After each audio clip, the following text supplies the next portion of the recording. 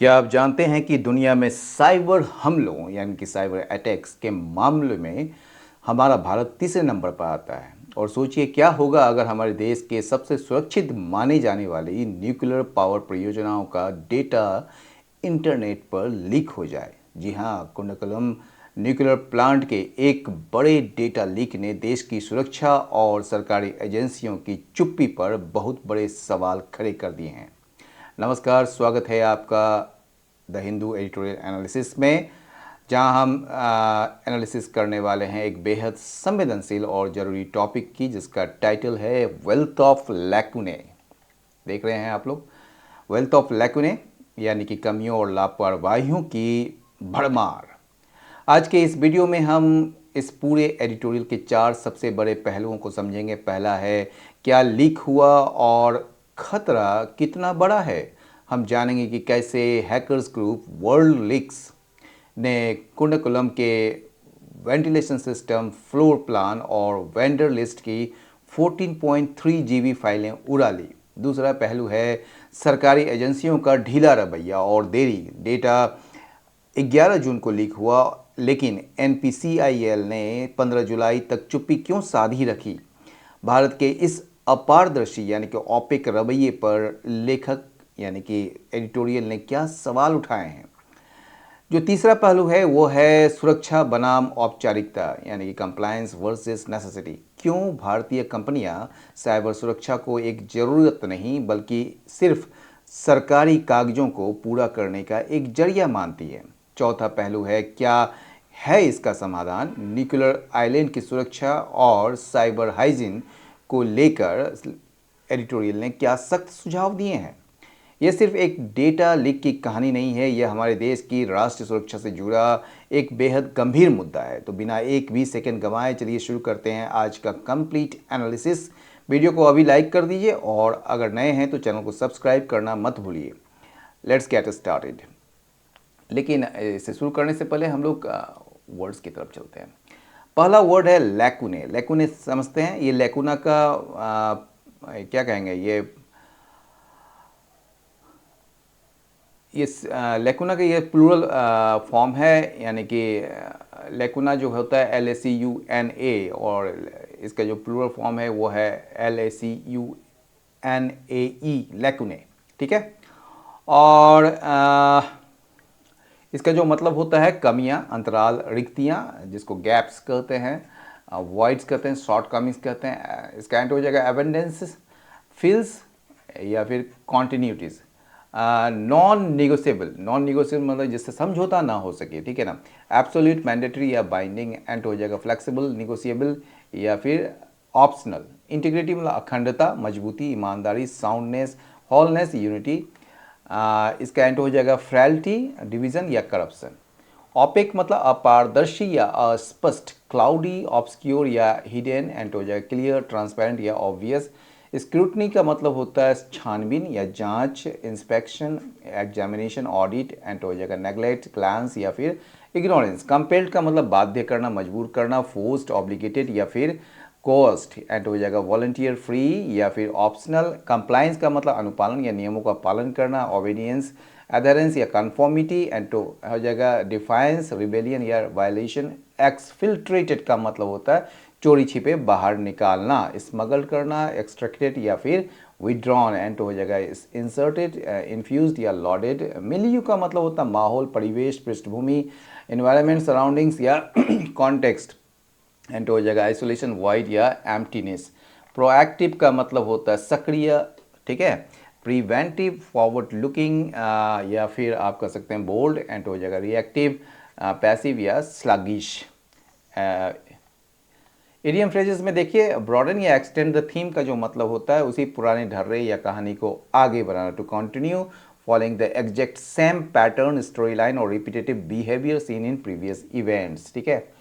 The recent server crash जो है वो simply extends the theme of poor infrastructure maintenance by the firm. हाल ही में सर्वर का क्रैश होना कंपनी द्वारा जो बुनियादी ढांचे के खराब रख रखाव के पुराने ढर्रों को ही आगे बढ़ाता है। ब्रिज द टारगेट मतलब निर्धारित लक्ष्य या सीमा या दायरे को पार कर जाना या तोड़ देना। हाई फ्यूल प्राइसेस जो है उसने कंट्री के रिटेल इन्फ्लेशन को जो है क्या किया है, मतलब उसके कारण जो है इन्फ्लेशन जो है ये अपने दायरे को तोड़ दिया है जो उसको सेंट्रल बैंक के द्वारा सेट किया गया था। ठीक है, कंप्लायंस रादर देन नेसेसिटी मतलब ज़रूरत के बजाय सिर्फ जो है कानूनी औपचारिकताएं या नियमों को पूरा करने के लिए कुछ करना। यानी कि many companies treat environmental safety as a matter of compliance rather than necessity, यानी कि इसे जो पर्यावरण सुरक्षा को जो है कंपनियां क्या करती है, एक ज़रूरत के बजाय केवल एक कानूनी औपचारिकता मानकर काम करती है। मैटर ऑफ फैक्ट का जो मतलब होता है वास्तव में या असल बात यह है कि as a matter of fact असल बात यह है कि operational core of the system जो है वो बिल्कुल जो है कंप्लीटली आइसोलेटेड हो गया था फ्रॉम द मैलवेयर। ठीक है ना। और नॉन निगोशिएबल लास्ट जो है वो मतलब कि जिससे समझौता ना हो सके। इन हाई सिक्योरिटी जोन्स में जो है basic cyber hygiene must be treated as a completely non negotiable, यानी कि जो उच्च सुरक्षा वाले क्षेत्रों में बुनियादी साइबर जो सुरक्षा मतलब साइबर हाइजीन जो है को पूरी तरह से गैर परक्राम्य यानी कि जिससे समझौता नहीं किया जा सके वो माना जाना चाहिए। चलिए शुरू करते हैं वेल्थ ऑफ लैकुने को। ये वेल्थ ऑफ लैकुने का जो मतलब होता है ये एक्चुअल में क्या है ना, ये कटाक्ष है, एक आयरनी है। अंग्रेजी में ना एक मुहावरा होता है वेल्थ ऑफ इंफॉर्मेशन, यानी कि बहुत सारी जानकारी। ठीक है, लेकिन यहाँ पर जो है एडिटोरियल ने इंफॉर्मेशन की जगह लैकुने दिया। लैकुने यानी कि कमजोरियाँ या फिर जो है कमियाँ। ठीक है, तो इसका मतलब यह है कि जो कुडनकुलम जो परमाणु संयंत्र के डेटा लीक मामले में जो सुरक्षा और पारदर्शिता की जो बहुत सारी भारी कमियां देखने को मिली है। ठीक है ना। और इसका जो आप सब हेडिंग है वो है cyber security transparency are non negotiable in vital installations. यानी कि ये एडिटोरियल कहता है कि हमारे देश के जो बहुत महत्वपूर्ण और संवेदनशील संस्थान हैं, ठीक है ना, वाइटल इंस्टॉलेशंस में, ठीक है, जैसे परमाणु संयंत्र है, वहाँ दो चीज़ों से कभी समझौता नहीं किया जा सकता। पहला क्या है, साइबर सुरक्षा यानी कि हैकर से बचाव, और दूसरा है पारदर्शिता यानी कि जनता और सरकार को सच बताने की क्या हुआ है और क्या नहीं हुआ है। तो इन दोनों मामलों में कोई भी बहाना नहीं चलेगा भैया। ठीक है, नॉन निगोशिएबल है ये। चलिए शुरू करते हैं पहला sentence. The ransomware attack against contractor involved in the Kudamkulam nuclear power project is concerning, even if nothing threatening the plant's integrity was stolen। ठीक है, कहा जा रहा है कि ये जो कुडमकुलम न्यूक्लियर पावर प्रोजेक्ट्स में जो जुड़े हुए जो एक कॉन्ट्रैक्टर हैं, ठीक है, जो ठेकेदार हैं, उस पर रैंसम जो वेयर है, यानी कि ये जो रैंसम वेयर होता है ना, ये डेटा लॉक करके ये फिरौती मांगने वाला एक वायरस होता है, उसका हमला हुआ है इसमें। ठीक है, अब कहा जा रहा है कि ये जो ना बड़ा चिंताजनक है, ये जो अटैक है बड़ा चिंताजनक है। ठीक है ना, ये बड़ा चिंताजनक है। Even if nothing threatening the plants integrity was stolen, भले ही जो है इस हमले में ऐसी कोई भी चीज़ चोरी नहीं हुई है जिससे पूरे परमाणु संयंत्र की सुरक्षा या उसके काम करने के तरीके को कोई खतरा हो, फिर भी यह हमला अपने आप में बहुत चिंताजनक है, बड़ा कंसर्निंग है और इसे हल्के में नहीं लिया जा सकता है। ठीक है, आगे बढ़ते हैं।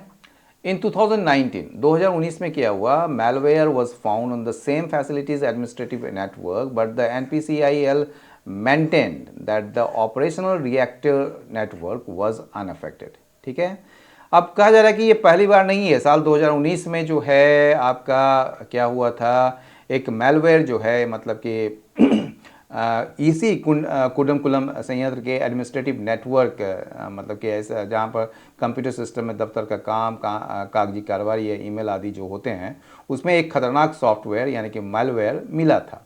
ठीक है, बट द NPCIL मेंटल, लेकिन जो NPCIL जो है यानी कि nuclear power corporation of India limited जो है, उसने जो मेंटेन किया था यानी कि दावा किया था एक तरीके से कि ये जो ऑपरेशनल रिएक्टर नेटवर्क है वाज अनअफेक्टेड, यानी कि ये जो मुख्य रिएक्टर को जो चलाने वाला जो नेटवर्क है यानी कि ऑपरेशनल नेटवर्क जो है वो बिल्कुल सुरक्षित था और उस पर कोई असर नहीं पड़ा था, ठीक है ना, अनअफेक्टेड था, ठीक है। The new incident x tends the same theme, ठीक है। ये जो नया इंसिडेंट, जो नई घटना घटी है, वो उसी चीज़ को दोहराता है, यानी कि ये जो नया मामला सामने आया है वो बिल्कुल पिछली कहानी जैसा ही है, यानी कि फिर से वही बहानेबाजी या वही ढर्रा देखने को मिल रहा है, जहाँ ठेकेदार का डेटा लीक हुआ और सरकारी संस्था कह रही है कि मुख्य प्लांट सुरक्षित है। चलिए, इंडिया के जो ब्रीच डिस्क्लोजर है, ब्रीच डिस्क्लोजर रेजीम जो है इज़ इनकंसिस्टेंट, वो बड़ा इनकंसिस्टेंट है एंड ऑफन प्लानली ऑपेक, ठीक है ना, और ऑपेक भी, अपारदर्शी भी है। यानी कि भारत में जब किसी कंपनी या सरकारी विभाग का डेटा हैक होता है, यानी कि ब्रीच होता है, तो उसके बारे में जनता या सरकार को जानकारी देने का जो नियम या तरीका है, यानी कि जो सिस्टम है, जो रेजिम है, तो डिस्क्लोजर करने का जो रेजिम है, ये ब्रीच जो होता है उसका जो रेजिम है वो बड़ा इनकंसिस्टेंट है, यानी कि वो बड़ा स्थिर नहीं है, यानी कि कभी आप बताते हैं और कभी आप छुपाते हैं, बड़ा इनकंसिस्टेंट है, ठीक है। और क्या है, ये जो है ऑफन और अक्सर जो है ये ऑपेक होता है, ये पूरी तरह से जो है ये क्या होता है, अपारदर्शी होता है, यानी कि सच को सामने आने ही नहीं दिया जाता है। अफेक्टेड ऑर्गेनाइजेशन, जो अफेक्टेड ऑर्गेनाइजेशंस होते हैं उनकी प्रवृत्ति होती है यह विश्वास करने की कि ऐसे अगर ब्रीच को एडमिट कर लिया जाए तो ये पब्लिक कॉन्फिडेंस को डैमेज करेगी, शेयर प्राइसेस को भी डैमेज करेगी और कॉन्ट्रैक्ट्स को भी डैमेज करेगी, और इसमें जो है स्क्रूटनी भी, रेगुलेटरी स्क्रूटनी भी होगा। मतलब जो संस्थाएं हैं, जो कंपनियां हैं जिसके डेटा हैक हो जाते हैं, उनको आमतौर पर यह सोच होती है कि अगर उन्होंने खुद आगे बढ़कर अपनी गलती मान ली, ठीक है, अगर वो एडमिट कर लिए कि हाँ हम हैक हो गए हैं, तो इससे जनता का उन पर से भरोसा उठ जाएगा, शेयर बाजार में उनके शेयर गिर जाएंगे, उनके बिजनेस के ठेके जो हैं, कॉन्ट्रैक्ट जो है हाथ से निकल जाएंगे, और सरकारी एजेंसियां जो है उनके खिलाफ रेगुलेटरी जो स्क्रूटनी होता है, जांच होता है, वो शुरू कर देगी। इसी डर से वे सच छुपाते हैं, ठीक है। So they tend to ease their language, इसलिए जो है वो अपने लैंग्वेज को, अपने जो भाषा है, जो पब्लिक में अपने पब्लिक स्टेटमेंट में जो देते हैं वो लोग, वो ईजी मतलब कि हल्के रखते हैं या मतलब कि घुमा देते हैं, एंड डिस्क्लोजर को अवॉइड करते हैं अनटिल कंपेल, जब तक कि उसको बाध्य नहीं, मजबूर नहीं कर दिया जाता है। यानी कि इसलिए जो है बदनामी हो या नुकसान के डर से हो, ये संस्थाएं जो है जब जनता के लिए कोई बयान जारी करती है, ठीक है ना, जब डिस्क्लोजर होता है, ठीक है ना, पब्लिक स्टेटमेंट जब जारी किया जाता है, तो वो बड़ा घुमा के या फिर हल्की भाषा का इस्तेमाल करती है, जैसे ये कहना कि छोटा सा वायरस था, सब ठीक है। वे तब तक सच नहीं बताते हैं जब तक कि उन पर कोई कानूनी दबाव न बनाया जाए या ऐसा करने के लिए उन्हें मजबूर ना हो, मतलब वो मजबूर ना हो, तब तक वो ऐसा ही करते हैं। Many organizations also lack mature incident response capabilities. कई सारे जो ऑर्गेनाइजेशन है उसमें कमी है मैच्योर इंसिडेंट रिस्पॉन्स कैपेबिलिटीज़ का, नॉट अनकॉमनली, ठीक है ना, जो कि अनकॉमन नहीं है बिल्कुल, जो मतलब कि ये आम बात है, because they treat cyber security as a matter of compliance rather than necessity, ठीक है ना। तो कहना क्या ये बात है कि जो बहुत सारी संस्थाएं जो है, मैनी ऑर्गेनाइजेशन जो है, वो उनके पास जो है साइबर हमला होने के बाद उससे निपटने की कोई पक्की या परिपक्व या कि मैच्योर इंसिडेंट रिस्पॉन्स नहीं है, मैच्योर इंसिडेंट रिस्पॉन्स की कमी है या नहीं है उनके पास। और ऐसा अक्सर जो है not uncommonly because they treat cyber security as a matter of compliance rather than necessity, क्योंकि ऐसा अक्सर इसलिए होता है क्योंकि वो साइबर सुरक्षा को जो है एक ज़रूरत नहीं मानते हैं, वे इसे बस एक सरकारी नियम या औपचारिकता की तरह देखते हैं, जैसे बस कागज़ पर सिर्फ टिक मार्क करना है कि हाँ हमने एंटीवायरस डाल लिया है, चाहे वो काम कर रहा हो या नहीं कर रहा हो, इससे कोई मतलब ही नहीं है। So assessing what data has been affected in the early stages of an attack becomes technically impossible. इसलिए जो है ये एसेस करना कि कौन क्या डाटा जो है वो अफेक्टेड हुआ है early stages of an attack, मतलब कि अटैक के शुरुआती चरणों में, ये बिल्कुल टेक्निकली इम्पॉसिबल हो जाता है उसको एसेस करना, उसको आकलन करना, यानी कि चूंकि इन कंपनियों के पास कोई ठोस जानकारी नहीं होती, इसलिए जब कोई साइबर हमला शुरू होता है तो उसके शुरुआती चरणों में ये पता लगाना यानी कि एसेस करना तकनीकी रूप से बिल्कुल नामुमकिन हो जाता है कि हैकर्स ने असल में कौन सा डाटा चुराया है और प्रभावित किया है। वे अंधेरे में बस तीर चलाते रहते हैं, ठीक है। अब कह रहा है आगे कि अकॉर्डिंग टू पब्लिक इन्फॉर्मेशन, जो पब्लिक इन्फॉर्मेशन जो दिया गया है उसके अनुसार जो है पब्लिक जो फैसिलिटीज़ का जो कोर इंफ्रास्ट्रक्चर जो है वो अनअफेक्टेड रहा है। इंस्टेड इसके बजाय ग्रुप जिसका नाम है world leaks mounted ransomware attack compromising systems belonging to Reliance infrastructure, ठीक है, यही ठेकेदार है इसका, one of the engineering contractors of units 3 and 4, ठीक है। तो कहने की ये बात है कि जब जो पब्लिक इन्फॉर्मेशन यानी कि जब खबरें जनता के सामने आई कि और तो उसके मुताबिक जो है परमाणु संयंत्र का जो मुख्य हिस्सा है यानी कि कोर फैसिलिटी का जो कोर इंफ्रास्ट्रक्चर जो है वो अनअफेक्टेड रहा है, ठीक है। मतलब वो सुरक्षित है। इंस्टेड इसके बजाय एक जो ग्रुप है, एक समूह जो है जिसका नाम है वर्ल्ड लीग्स, वर्ल्ड लीग्स जो है ना एक हैकर्स का एक ग्रुप है, ठीक है, वो जो है उसने रैंसमवेयर अटैक यानी कि ये जो है वो रैंसमवेयर हमला किया। ये हमला जो है सीधे प्लांट पर नहीं बल्कि रिलायंस इंफ्रास्ट्रक्चर नाम की कंपनी के कंप्यूटरों पर हुआ, जो इस संयंत्र की यूनिट 3 और 4 को बनाने वाली इंजीनियरिंग ठेकेदारों में से एक है, ठीक है। The data in the incident, ये जो डेटा जो है इस इंसिडेंट में वो hosted by Yotta data services which said it detected suspicious activity on its servers on May 29, ठीक है। यानी कि ये जो मतलब घटना में जो डेटा चोरी हुआ है उसे संभालने या स्टोर करने का यानी कि होस्ट करने का जो काम था वो योटा डेटा सर्विसेज को दी गई थी, ठीक है, या वही कंपनी कर रही थी इसको संभालने के काम। तो इसने जो बताया, योट्टा ने जो बताया, ये चोट्टा नहीं है योट्टा है, ठीक है ना। योट्टा ने बताया कि उन्हें जो है 29 मई को ही अपने सर्वर पर कुछ संदिग्ध या अजीब हरकत दिखाई दे गई थी, ठीक है। अब चलिए आते हैं मतलब कि पैराग्राफ 2 में। According to open source intelligence platform RansomLook, ठीक है ना, the data began appearing on world leaks on June 11, ठीक है। अब ये जो ओपन सोर्स इंटेलिजेंस प्लेटफॉर्म जो है ना यानी कि इंटरनेट पर जो हैकिंग जो करते हैं या लीक होने वाले जो डेटा पर जो नज़र रखने वाला जो एक खुला मंच है जिसका नाम है ओपन सोर्स इंटेलिजेंस प्लेटफॉर्म, ठीक है। उसका नाम नहीं है, ये जो है ओपन सोर्स नहीं सॉरी ये जो ओपन सोर्स इंटेलिजेंस प्लेटफॉर्म जो है जिसका नाम है रैंसमलुक, ठीक है ना, ये उसके अनुसार जो है ये क्या हुआ है कि डेटा जो है वो आने लगा था वर्ल्ड लीग्स पर, ठीक है ना, जो हमला किया था 11 जून से, ठीक है ना। 11 जून को जो है डेटा ये मतलब कि आपका क्या कहते हैं उसको मतलब कि वेबसाइट में दिखना शुरू हो गया था, ठीक है। However, the NPCIL issued a formal clarification, हालांकि जो NPCIL जो है इसने जारी किया था formal clarification only on July 15 following wide spread media reports, यानी कि बताइए कहाँ 11 जून और कहाँ 15 जुलाई, एक महीना से भी ज़्यादा, ठीक है। यानी कि ये जो डेटा जो है 11 जून को इंटरनेट पर आया था, लेकिन इसके बावजूद जो है सरकारी संस्था है NPCIL जो है उसने इसके बारे में आधारिक रूप से जो है सफाई या स्पष्टीकरण देने में बहुत देर कर दी। उन्होंने 15 जुलाई को जो है बयान दिया या बयान जारी किया कि वो तब जारी किया जब मीडिया में इस खबर को लेकर बहुत ज़्यादा हंगामा मच गया था।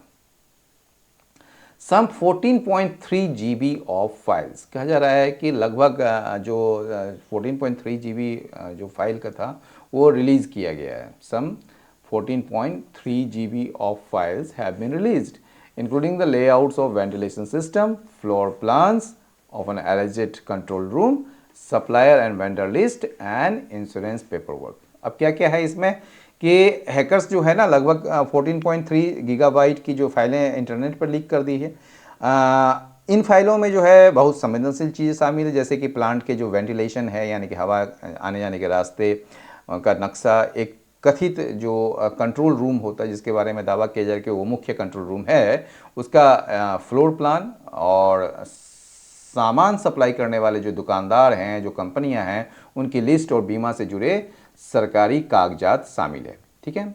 While the files have not been independently authenticated. हालांकि जो है कहा जा रहा है कि अभी तक किसी भी बाहरी या स्वतंत्र एक्सपर्ट ने यह पक्का नहीं किया है कि ये फाइलें 100% असली है या नकली। वाइल ये जो फाइल्स है ना have not been independently authenticated, मतलब कि इसको स्वतंत्र रूप से ना किसी ने ऑथेंटिकेट नहीं किया है, यानी कि स्वतंत्र एक्सपर्ट्स जो हैं या बाहरी एक्सपर्ट्स जो हैं ये पक्का नहीं किया है कि ये फाइलें 100% जो है असली है या नकली है, ठीक है ना। लेकिन जो एक्टर्स है इसके पीछे और उनके जो इंसेंटिव्स है, जो इसके लाभ हैं, मेरिट अ क्लोजर लुक, ठीक है। तो कहा जा रहा है कि जो जिन लोगों ने ये काम किया है, जो चाहे वो हैकर्स हों या कोई देश हों, जो ये काम किया है, जो एक्टर्स हैं और उनके पीछे का जो फ़ायदा है, जो इरादे हैं, इंसेंटिव जो है जो हो सकते हैं, इस बात की गहराई से जांच होना बहुत ज़रूरी है। मेरिट अ क्लोजर लुक, ठीक है। The NPCIL has said, NPCIL ने क्या कहा है, that the files only pertain to infrastructure beyond the facilities nuclear island, ठीक है ना। तो NPCIL ने जो है वो कहा है कि लीक हुई जो फाइलें हैं ना केवल उन इमारतों या बुनियादी ढांचों से जुड़ी है जो प्लांट के मुख्य परमाणु रिएक्टर वाले हिस्से, जिसे न्यूक्लियर आइलैंड या घेरा कहा जाता है जहां परमाणु ईंधन होता है, उससे बाहर है, ठीक है ना, मतलब वहां का नहीं है। उनके मुताबिक मुख्य परमाणु हिस्सा सुरक्षित है, ठीक है, ये NPCIL कहती है। हाउएवर सच इंफॉर्मेशन, हालांकि इस तरह की information can still serve so called intelligence preparation activities, ठीक है ना। कहा जा रहा है कि यहाँ पर चेतावनी दिया जा रहा है कि भले ही ये डेटा जो है मुख्य रिएक्टर का ना हो, फिर भी इस तरह की जो बाहरी जानकारियाँ हैं ना दुश्मन या हैकर्स के बहुत काम आ सकती है। वे इसका जो इस्तेमाल है इंटेलिजेंस प्रिपरेशंस में कर सकते हैं, यानी कि जासूसी या रेकी करने के लिए तैयारी में कर सकते हैं, ताकि वे भविष्य में प्लांट पर कोई बड़ा या ज़्यादा खतरनाक डिजिटल या फिजिकल हमला करने की योजना बना सकें। India is the third most bridged country, ये देखिए ये लाइन बड़ा इंपॉर्टेंट है। इंडिया जो है ना ये थर्ड मोस्ट ब्रिज्ड कंट्री है भैया, and has already brooked similar attacks against AIIMS Delhi airlines and state government portals, ठीक है। यानी कि पूरी दुनिया में जो साइबर हमला होता है और डेटा चोरी होता है, उस मामले में भारत तीसरे नंबर पर आता है। हमारा देश पहले भी ऐसे ही बड़े झटके झेल चुका है, ठीक है। ब्रुक्ड का मतलब झेलना, ठीक है। जैसे दिल्ली के एम्स में हुआ था अस्पताल, मतलब कि दिल्ली के एम्स अस्पताल में हुआ था हमला, विमानन कंपनी एयरलाइंस का डेटा हैक हुआ था, और कई जो राज्य सरकारों की जो सरकारी वेबसाइट्स हैं, जो पोर्टल्स हैं, उसका ठप होना भी ये एक घटनाएं थी, ठीक है। चलिए आगे चलते हैं। इन दिस मिलियू, तो ऐसे मतलब कि माहौल में या इस तरह के माहौल में, इस तरह के परिवेश में, in this milieu, the government has positioned Kundakulam as the centerpiece of India's nuclear power ambition. तो इस तरह के माहौल में जहां चारों तरफ साइबर हमलों का खतरा मंडरा रहा है, भारत सरकार ने कुंडकुलम परमाणु संयंत्र को देश की परमाणु ऊर्जा की बड़ी योजनाओं और महत्वाकांक्षाओं का सबसे मुख्य हिस्सा या हीरो बनाकर पेश किया है। यानी कि सरकार इस प्लांट पर बहुत ज़्यादा निर्भर है। अब देखिए एज CERT इन, ठीक है ना, CERT इन जो है, ठीक है, is conducting an investigation and Reliance and Yotta have shared their findings with the government. CERT In and NPCIL should also clarify the nature and authenticity of the files, whether data were exfiltrated before detection, and whether any credentials or supply accounts have been exposed.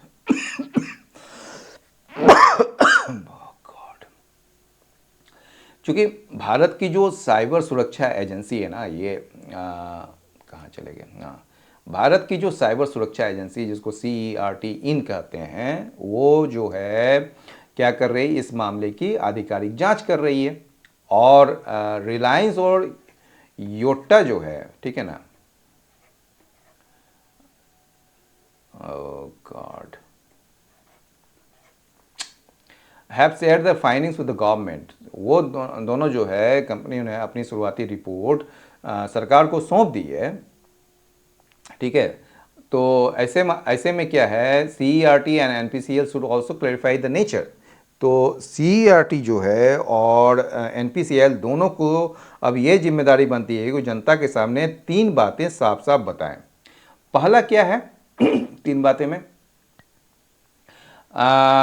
Nature and authenticity of the files, यानी कि जो files है वो किस तरह की हैं और कितनी सच हैं, ठीक है, ऑथेंटिक हैं। दूसरा क्या है, वेदर डाटा वर एक्सफिल्ट्रेटेड बिफोर डिटेक्शन, कि ये जो मतलब कि हैकर्स के पकड़े जाने से पहले जो है डेटा को बाहर चुरा कर ले जाया जा चुका था। और तीसरा जो है वो क्या है, वेदर एनी क्रेडेंशियल्स और supplier accounts have been exposed, कि क्या किसी कर्मचारी के पासवर्ड यानी कि क्रेडेंशियल्स या सप्लायर के खातों की जानकारी लीक हुई है। तो ये चीज़ जो है आपको क्या करना पड़ेगा, सामने लाना पड़ेगा, लोगों को बताना पड़ेगा। ठीक है। रेडिकल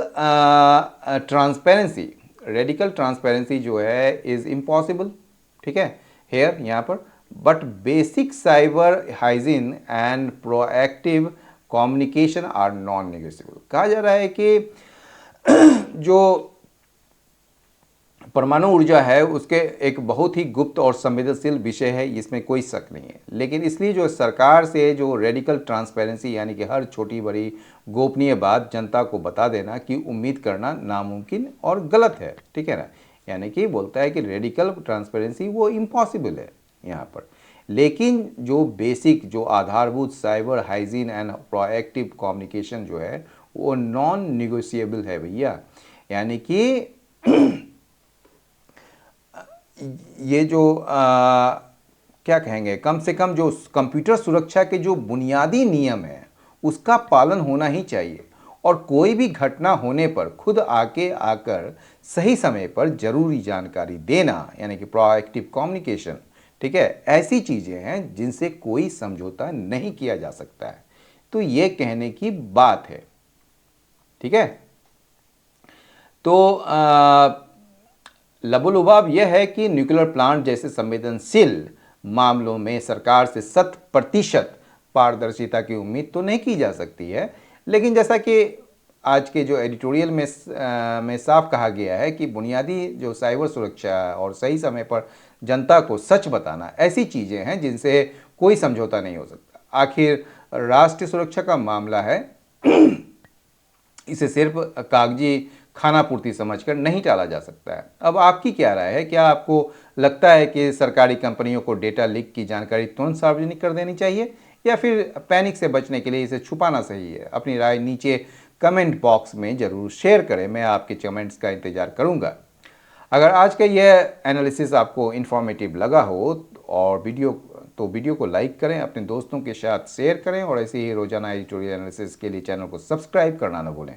मिलते हैं अगले वीडियो में एक नए और धमाकेदार टॉपिक के साथ। तब तक के लिए नमस्कार, जय हिंद।